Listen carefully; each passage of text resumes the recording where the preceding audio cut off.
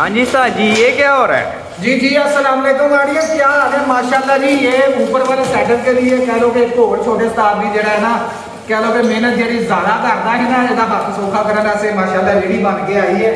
ਸਾਡੇ ਬਹੁਤ ਹੀ ਪਿਆਰੇ ਭਾਈ ਅਲੀ ਸਾਹਿਬ ਇਹ ਬਣਾ ਕੇ ਲੈ ਕੇ ਆਏ ਨੇ। ਮਾਈਕ ਦਿਓ ਹੁਣ ਇੱਧਰ। ਟੋਟਲੀ ਡਿਟੇਲ ਜਿਹੜੀ ਹੈ ਨਾ ਅਸੀਂ ਇਹਦੇ ਰਿਲੇਟਡ ਜੋ ਵੀ ਇਹਦਾ ਸਾਈਜ਼ ਕੀ ਮਟੀਰੀਅਲ ਯੂਜ਼ ਹੋਇਆ माशाल्लाह पहले रेडी है ना वो बनवाई से थले करके विखाओ। ये सानू बहुत पसंद आई है। साइज भी ਇਹਦਾ खुला डुला दो बाल्टियां होते टप। मैं कहता आप तो बंदा लंबा पाइए वजन भी चल जाती हैवी एंगल भी बना के ना सानू देती सी। उन्हें छोटी उत्ते सानू चाहिए कि दाना पानी गोल्डियां का सैटअप है ਜਿਹੜਾ ਉੱਥੇ ਕਰਨ ਵਾਸਤੇ ਤੇ ਉਹ ਵੀ ਆ ਗਈ है माशाल्लाह। ਵੇਖੋ ਪੂਰੀ ਪੈਕਿੰਗ ਦੇ ਨਾਲ ਤੇ ਨਾਲੇ माशाल्लाह ਇਹਨਾਂ ਦਾ ਆਪਣਾ ਕੰਮ ਨੇ। ਕਿਸੇ ਦੋਸਤ ਨੂੰ ਚਾਹੀਦੀ ਹੈ ਨੰਬਰ ਥੱਲੇ ਸ਼ੋ ਹੋ ਰਿਹਾ, ਤੁਸੀਂ ਇਹਨਾਂ ਨਾਲ ਰਾਬਤਾ ਕਰ ਸਕਦੇ ਹੋ। माशाल्लाह बर्ड लवर ने बर्ड भी लगाए हैं, जावा डब उतना बाद डब बर्ड भी करवा रहे हैं।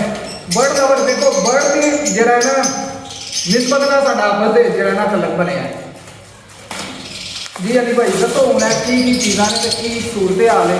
ये किन्ने दी सानू पेई ते ओ थल्ली ते उदों 10,000 रुपए सारे ए 10,000 रुपए दी सानू मिली सी। ਇਹਦੀ हाइट तकरीबन पईयां तो लैके ਉੱਤੇ ਤੱਕ 27 ਇੰਚ 27 इंच की हाइट है, चौड़ी 20 इंच है ते लंबी जी है तकरीबन 38 इंच। 27 हाइट 20 चौड़ी 38 इंच। 10,000 रुपये की है ही कार्गो भी हो जाएगा, बिल्डिंग करा देंगे जितने किसी दोस्त को चाहिए है। दाना पानी बहुत ईजी हो जाता है। इंज लैके तुम नहाते रहो।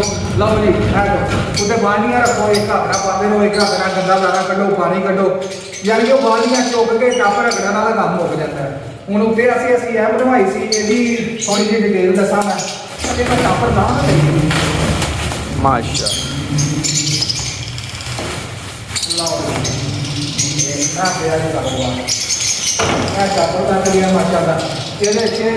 ये हाइट है साढ़े को तकरीबन 23 इंच हाइट है, 14 इंच की चौड़ाई है, 20 इंच की लंबाई है। दो पोर्शन में एक बाल्टी थले भी आ जाएगी। बाल्टी जरा फट के आओ स्टॉप करो जरा।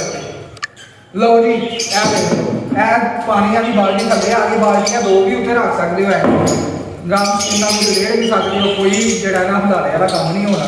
उसना बाद दाना पा साफ करना है तो साफ पा लो थले जे अपनी बाहर करके राम स्पून दाना भी चाहिए। हूँ गल करते हैं साढ़े इन्होंने प्राइस भी 5,000 रुपये की है मिलेगी। ये सब्जी साढ़े को अली भाई हम सही तरह दसने इन्होंने भी नाम अली है तो दसो सारे अली भाई आपको मैंने कहने पे मैंने बनाई थी। ये 18 गेज का पाइप लगाया हुआ है। 18 गेज का बिल्कुल परफेक्ट पूरा 18 गेज का पाइप लगाया हुआ है। इसको हम नैमल भी करते हैं, पोड़ भी कर देते हैं, जो सा भी पेड़ चाहिए इसको मिल जाएगा। ये निशानी की शीट लगाई हुई है ऊपर माशाल्लाह। वाटर प्रूफ शीट है और निशानी की इतनी वाटर, लेकिन ये बहुत अच्छी शीट है।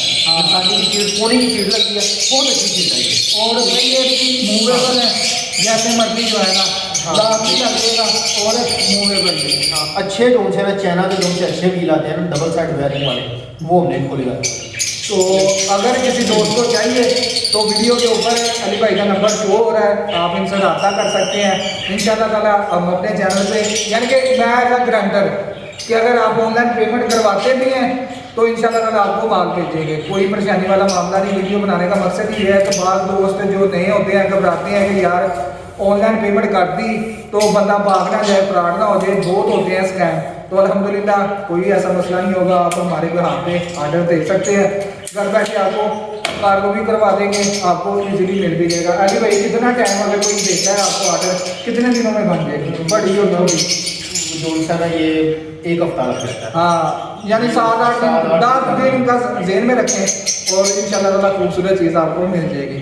अगर आप अपनी मनपसंद यानी कि चीज़ या कोई आर्टिशन करवाना चाहते हैं मजीद, वो भी अपना साइज, हाँ अपना साइज किस तरह की चाहिए वो भी आपको बना देंगे। तो चले उम्मीद करते हैं आज का ब्लॉग जो आपको बनाया मज़ा आया होगा देख के।